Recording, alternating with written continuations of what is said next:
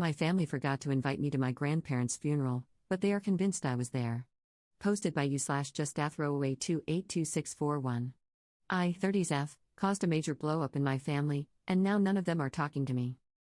For background, my hometown is tiny, 500 pop, and when I went 2 hours away to the city, 15,000 pop, for college, I loved it. I ended up staying after graduation, got married, and have been happy here for a decade. I visit my hometown every few weeks or so, call/text my family nearly every day, and thought we were all good. My family's pretty small, just my brother, mom, stepdad, dad, stepmom, and an aunt and uncle, my mom's siblings, never married, no kids. My mother's grandparents moved to my hometown when I was in high school and lived just down the street from us. My family has always been pretty drama-free, aside from my parents' divorce when I was a kid, and we've been happy. The step-parents blended in perfectly, and we share holidays and celebrations together. We're all super close, just the perfect little group. Ever since I moved away, the topic of when are you moving back has been constant, and I've always laughed it off. My hometown has nothing. You have to drive 30 minutes for milk and bread, with 60 to 90-minute one-way commutes to work. Floods shut down the main road every Easter. I love the town, but I love it here more. I have parks, stores, community events, a library. The city is great. My family grumbles that I need to move back, but I refuse. I've been trying to encourage them to come here, especially since it's not an hour's drive to the nearest medical facility. Now to the meat and potatoes. Both my grandparents passed during COVID times. They were both old, and their health had been failing for a while, so it was only a matter of time. Thankfully, they didn't catch it, but it made visiting them impossible, and we survived mostly through FaceTime. They both passed in their sleep, months apart. Both were cremated and kept securely under the kitchen sink for safekeeping while the pandemic blew over.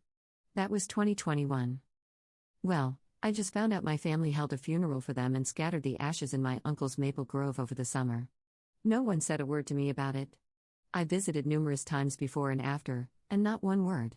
I only found out because my great-uncle from California posted on Facebook a few weeks ago that he was entering hospice and was so thankful his health stayed strong enough for him to see his little sister, my grandma, to her final resting place. I was confused and called my mom.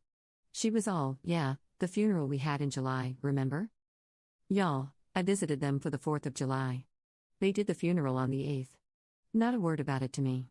They had planned this for months, long enough to arrange for my infirm great-uncle to be brought over from the other side of the country. Apparently, they talked about it all the time. Everyone is convinced I was at the funeral. They swear I was there. I can prove I wasn't because Google's got my location history. My hubby is baffled because he was supposedly there too, but he had to work every weekend in June and July. The time clock doesn't lie. My family straight up forgot about me. I'm hurt, I'm sad, and they're pissed at me for lying. They think I'm causing drama over nothing. Nothing I say can convince them I wasn't there.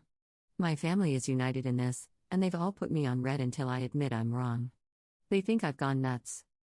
Either there's a doppelganger of me attending events, or my family doesn't want to admit they screwed up. I'm not backing down. Thanksgiving is coming up, and my family's been vague posting on Facebook about forgetful kids and mental health. It's so freaking weird, and I don't know if I'm in bizarre world or what's going on. My mom's best friend reached out and said I should just admit I was wrong and apologize, that I'm causing my mom so much unnecessary stress. I asked her if she's checked everyone's home for CO2. She hung up on me. We checked our CO2, and our testers are running just fine. I have reached out to a few people in my hometown to check in on my folks, and they all say they're fine. I even spoke with a local volunteer firefighter group to see if they could check for gas leaks. Not sure if they were able to. I don't know what to do. I've shown them the proof I wasn't there, but they know I'm tech-savvy and just assume I photoshopped it. Hubby says we need a break, and we're going to be staying home this holiday season. Update 13 days later. It's November 27th, and Thanksgiving just happened. Hubby and I stayed home. We got a small turkey and made our own little Thanksgiving. It was nice. We ate around noon, then watched a movie, and later sat outside with a bottle of wine to watch the sun set behind the trees and neighbors' houses. We usually take the day before off, drive to my folks' place, stay the night, and help with the Thanksgiving Day cooking. So it wasn't until Wednesday night that my mom broke the silence.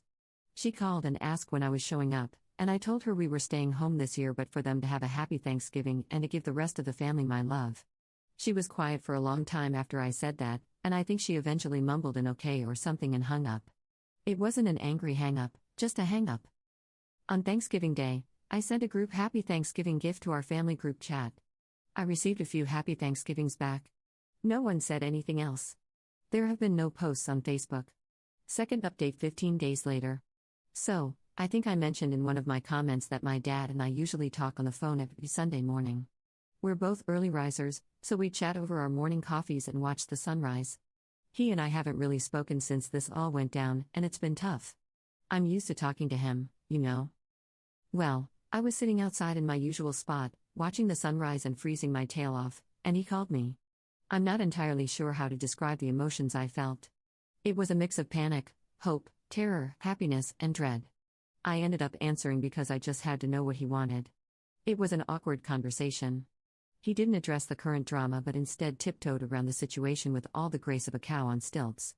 For instance, a simple "how are you doing" type of question was answered with a "not good," and the whole conversation would stall out for a bit because he knew why I wasn't doing well. So we ended up talking about the weather, the various winter birds we'd seen at our feeders, and the Christmas decorations around town, things like that. Eventually, he asked if we were coming out for Christmas and sounded sad when I told him we weren't. He asked if he and my stepmom could come visit us instead, and I told him it wasn't a good idea this year, that hubby and I were going to spend a quiet holiday together. I let him know he should be receiving some gifts at his P.O. box any day now, so to please pick them up from the post office and put them under the family tree for everyone. He said he'd ship ours to us as well. And that was pretty much it. No crazy drama to report. The only posts on Facebook have been the usual Christmas excitement ones, countdowns, photos of Santa, silly gift ideas, and photos of company Christmas parties. On a personal note, hubby and I are doing all right. Our health is good, our spirits are high, and we're as solid as ever. We each got Christmas bonuses at our jobs, so we're excited about that. They're not large, but we're happy to have them. We have also done advent calendars for the first time ever. I got him a Lego one, and he got me a hot chocolate one. We're going to do the calendars again next year, maybe make a tradition out of it. Everyone, please have a safe and happy holiday. Edit. I've received a lot of messages and private DMs urging me to look into inheritance and such. I'm really touched that so many internet strangers are worried about me, and I wanted to assure everyone that inheritance is most likely not an issue here. Honestly, I'd almost be relieved if it was, because then it would at least make some sense. Money does weird things to people, you know? No one in my family is wealthy by any means. After my grandparents passed, their small estate was used to pay for their end-of-life expenses, and the remaining assets were split up. Everyone directly related got an equal share, which excluded my dad and the step-parents. I don't remember the exact amount I received, but it was around $5,000 if I recall. My brother gave me his share, too, so I could finish paying off my college debt while the interest freeze was active. The great-uncle from California has kids, grandkids, and great-grandkids of his own, and he also isn't wealthy. I think one of his kids makes good money doing something in finance, but I'm not entirely sure. I can't imagine he left us anything, as we hardly knew him. My mom, aunt, and uncle only met him a few times in their lives, and my brother and I even less. Grandma and he were close, but I don't think he liked my grandpa much. Third update 13 days later. I hope everyone had a wonderful Christmas. I've received a lot of support through my posts, and I'm really grateful. Writing these updates has had a therapeutic effect.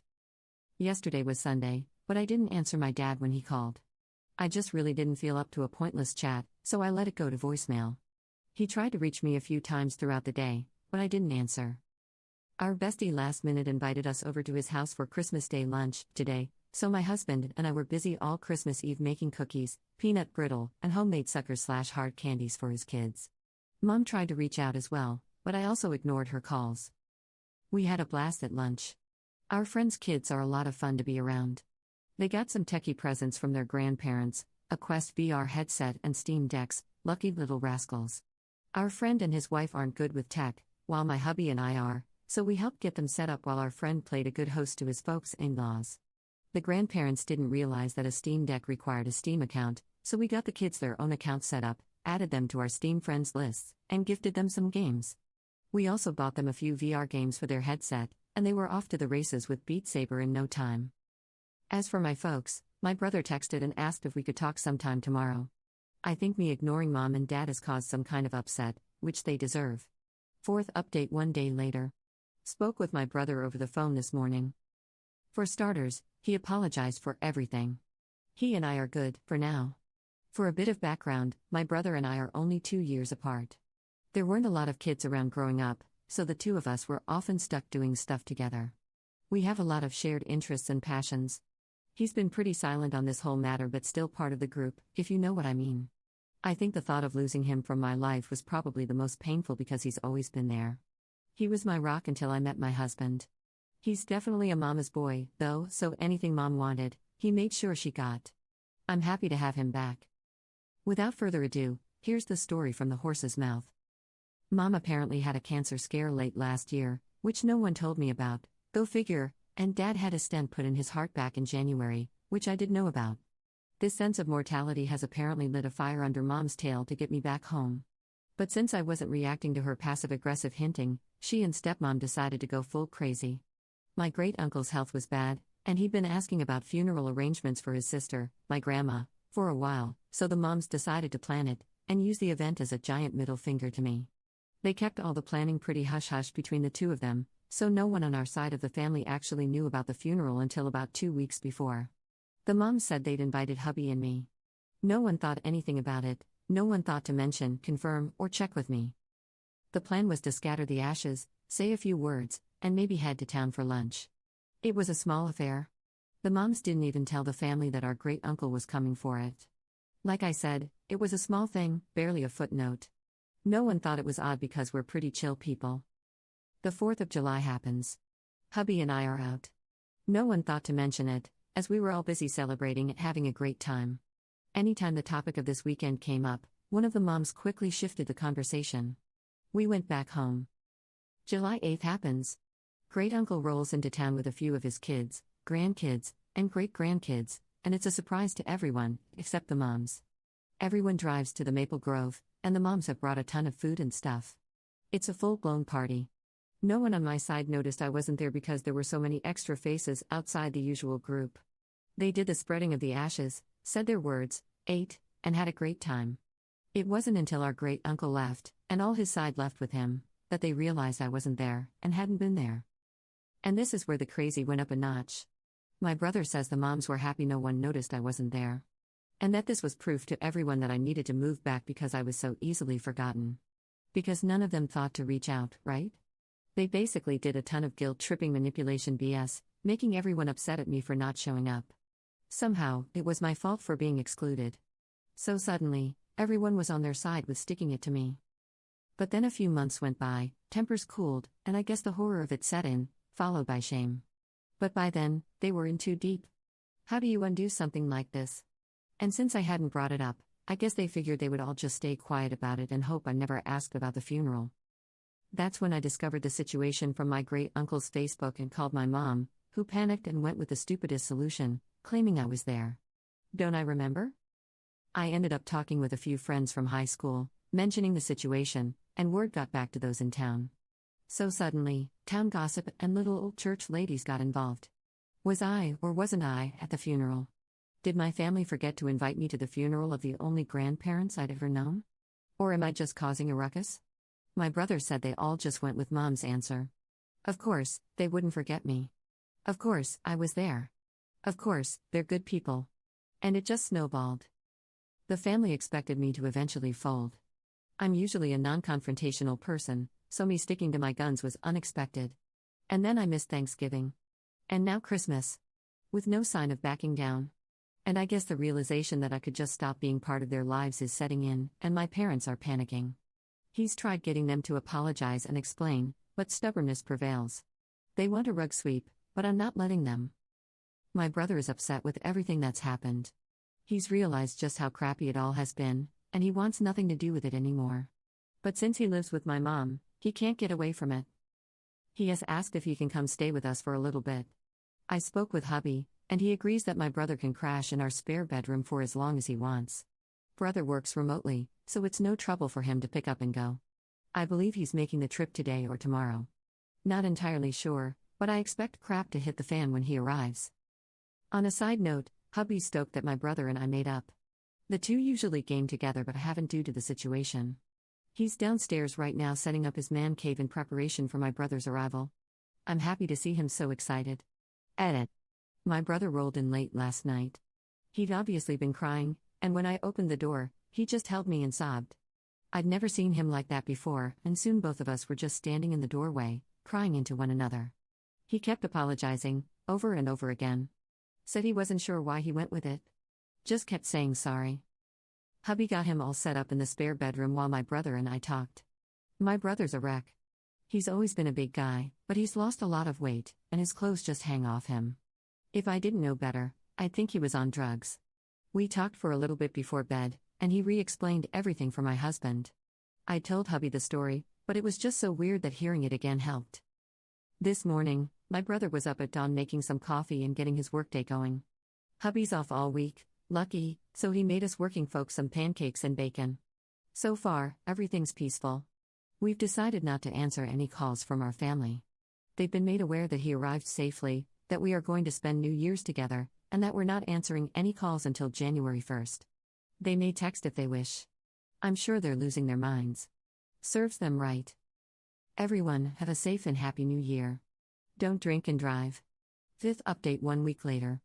I hope everyone has a safe and enjoyable holiday, and may the new year be full of joy and happiness. Not much of an update, things here have been quiet. My brother's settled in nicely, and he's a great housemate.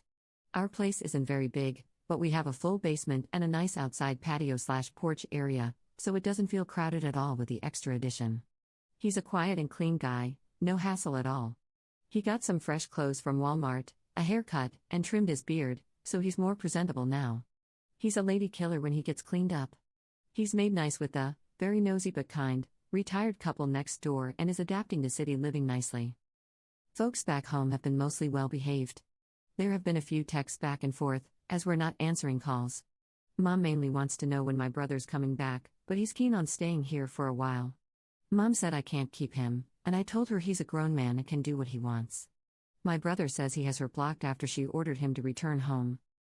My brother has tentatively asked if he could stay long term, should he decide to, or at least longer than a usual visitor would. We're fine with that. He has a good paying job and could afford an apartment, but he's never lived on his own, and I would guess he has some anxiety about it. Should that be the case, he'll start paying us some rent, and we'd probably adjust to give him the basement as his own space. 6th update 15 days later. My brother is officially staying with us for the long haul. Hubby and he spend all Sunday organizing the basement and shifting things around so he now has his own area to be comfortable in. He's pretty handy and has also started fixing little things around our house. Our windows and doors have never closed and locked/unlocked more smoothly. He even fixed one of the closets we never used because we could never get the darn door open. Sadly, he also had to change the locks on our house and get us all new keys. This is because while hubby and I were out this Saturday, the moms showed up. They'd been calling and texting us all week, but we weren't really answering them, so I guess the two decided to drive over and hash it out in person. They have emergency keys to my place and just let themselves in. My brother told them to leave, they argued, and my nosy, but kind, neighbors called the police when they noticed the commotion. So, we got a call from the neighbor's wife, returned home to some cops in our yard, all the neighbors out vacuuming their trees, and my nosy, but kind, neighbors standing on my porch with my brother behind them, doing their best Gandalf you shall not pass impression. We had to talk with the cops, explain that we were having a family dispute, and I word vomited. I don't really remember everything I said and was shaking a lot. Our local cops are really great, fantastic guys and gals in blue, and took it all in stride. It was really cold, so one had me join him in his cruiser with the heat on and gave me a bottle of water to calm down while we talked. They asked if we wanted the moms trespassed, but I wasn't sure if that counted as a criminal charge, so I just asked the cops if they could make them leave, which they did with no fuss. I think the moms were shocked we were taking this so seriously. They didn't fight or scream at us, just left quietly. My dad promised me he'd make sure his wife left us alone, or else. He said he'd also have a stern talk with my mom. He and I talked Sunday morning, and he seemed absolutely at the end of his rope.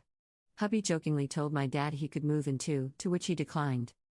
Not sure where to go from here, but we're getting some Ring cameras installed once they arrive. And everyone but my dad is blocked. Hopefully, they all just leave us alone. 7th update 16 days later. Had a lot of DMs asking for updates, but I don't have much to report. The moms are behaving themselves. All's quiet on the Western Front. Felt weird ignoring or copy-pasting no updates to everyone, so here's what we've been up to, should anyone care. Dad got a new bird/squirrel feeder from Amazon. It looks like a little picnic table for a child's doll but has a mesh top for the bird seed. I think it's supposed to be for chickens. It's totes adorbs. To his horror, it also works as a Cooper's hawk feeder, so now he's fortifying his defenses by putting up some trellises around it. He'll have to wait for warmer weather before planting anything to grow on them. We had some Ring cameras installed and added a motion-activated camera that also functions as a light bulb. It goes in the light fixture outside the front door and is pretty cool. The video quality isn't great, but it's a nice addition, I guess. It does overlook the bird feeders, so I've been watching it on my lunch breaks on the days I have to go into the office. Hubby and my brother are feuding. They started a co-op farm in Stardew Valley a few days ago, and they both want to romance Leah. My husband confided in me that he's also been romancing Sebastian as a backup. I'm not sure why he's keeping this a secret, but he's pretty smug about it. 8th update 3 weeks later. My dad came out for a visit over the weekend. We had a good time, and the weather was lovely for some grilling and beers.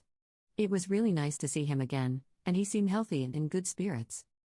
Here's his report from back home. My stepmom, Dad's wife, has started to realize she's screwed up. I credit her change of mindset to the fact that my dad sat her down and laid it out for her. She either leaves his kids alone, or she gets divorce papers. That apparently shut her up right quick because they had a prenup when they married, and while I'm not sure of the details, it wouldn't end favorably for her. She hasn't worked in years, so I imagine she'd be eligible for alimony? But I'm not well versed in any of that legal mumbo-jumbo. Dad didn't seem too worried about it, so I'm not going to worry about it. My stepdad was pissed that the police were involved in the last mom visit, despite no one getting arrested or anything, and had the kids are out of control and need to be reined back in mindset. When my dad pointed out that the kids in question were all in their mid-30s, it took some of the steam out of my stepdad's sails. According to my dad, even my mom looked a little surprised when he said that. So, part of me is wondering if a good chunk of this whole thing is my mom not truly realizing that her kids are grown and no longer children she can make demands of. Both moms have left us alone. I expected my mom to continue to kick up a fuss, but I think the cops spooked her. There was a wonderful suggestion from a commenter to get their pastor involved, which I passed along to my dad. Dad has since spoken to their pastor about everything. He's a young guy, relatively new to their church, and joked that in his first month on the job, he had to do 3 funerals in a row and that his new flock was just dying to get away from him, so he's got a sense of humor, which is nice. The new pastor agreed to sit down with everyone and help the family hash it all out in a true come-to-Jesus type moment next month, so maybe we could celebrate Easter together as our first holiday as a family. Dad said the pastor was aware our family was having some troubles but was unsure of exactly what was going on, and since he was new, he didn't want to pry. He has also agreed to do a small service down at my uncle's Maple Grove later in the summer, as it usually floods and is a muddy mess all spring. According to my dad, my aunt and uncle are so over all the drama and just ready to move on, so I expect hugs and apologies from them when we next meet. Stardew Valley update. My brother was victorious in the grand fight for Leah. It was a hard battle, well fought. When my husband exposed his plans to woo Sebastian all this time, it was quite the betrayal. Dramatics aside, their farm is really cute, and I'm so happy they're enjoying the game. 9th update 1 month later. Happy April Fools, everyone. I hope you all check your caramel apples for stray onions before taking a bite. I also hope your Easter weekend was a delightful one. It is with great joy that I tell you all about our most recent update, possibly even a conclusion to this whole ordeal.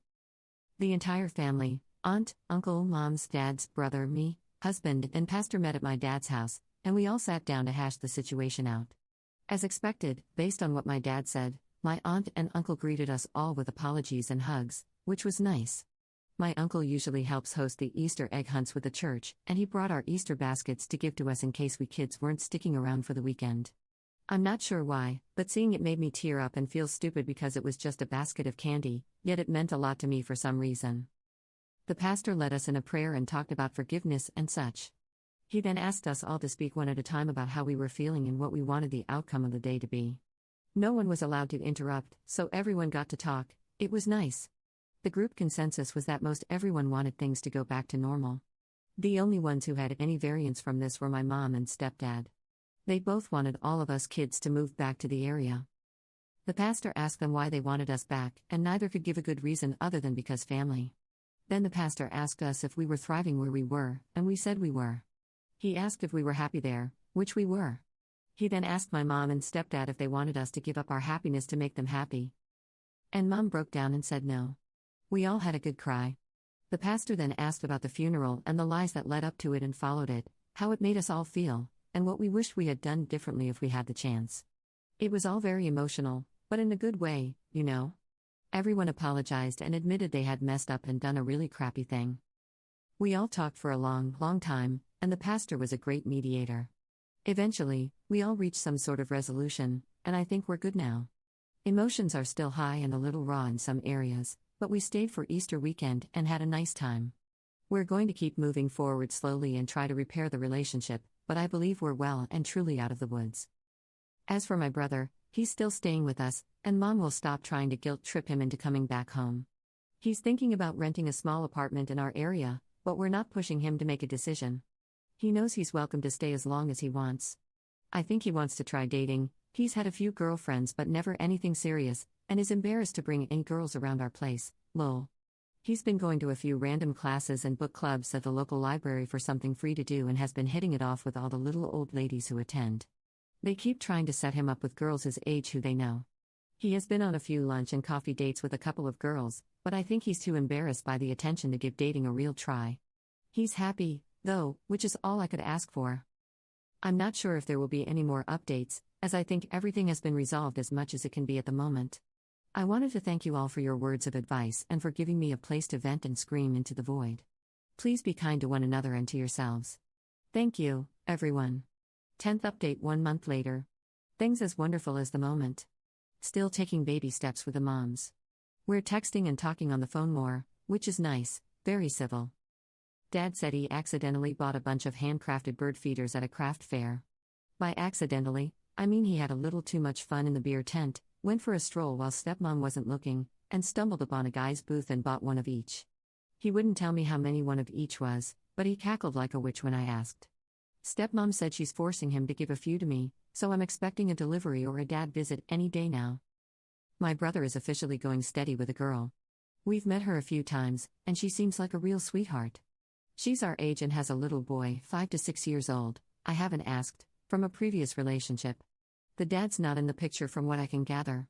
She's the granddaughter of one of his book club members, so the old ladies made good matchmakers in the end. The relationship is still very new, and I'm rooting for them. No new Stardew Valley updates. Work has been a little crazy lately, and I haven't been able to play much of anything, and my brother has been distracted by his new lady friend. So, my husband finally started Baldur's Gate 3 and fell for Gale's magic trick, so now those two are a thing.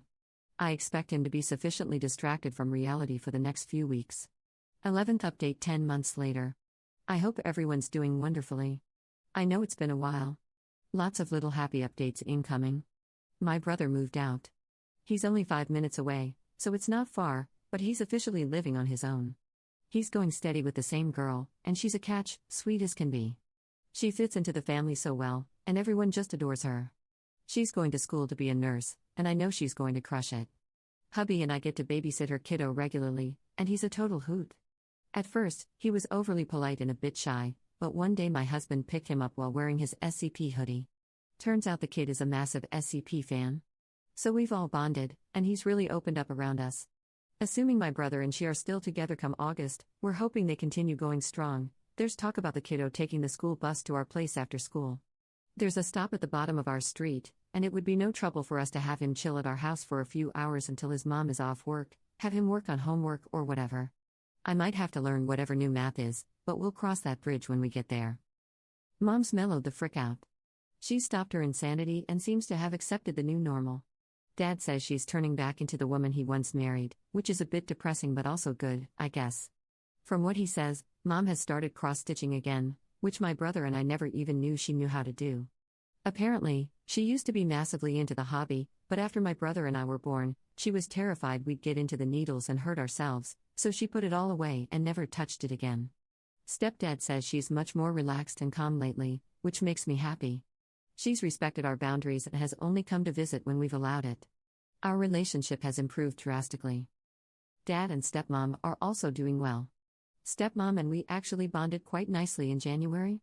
She needed hip surgery, and since Dad's house has more steps than High Hrothgar, it was decided that she would stay with my husband and me. Her doctor scheduled the surgery at our local branch of their hospital, and after she was released, she came back to our place.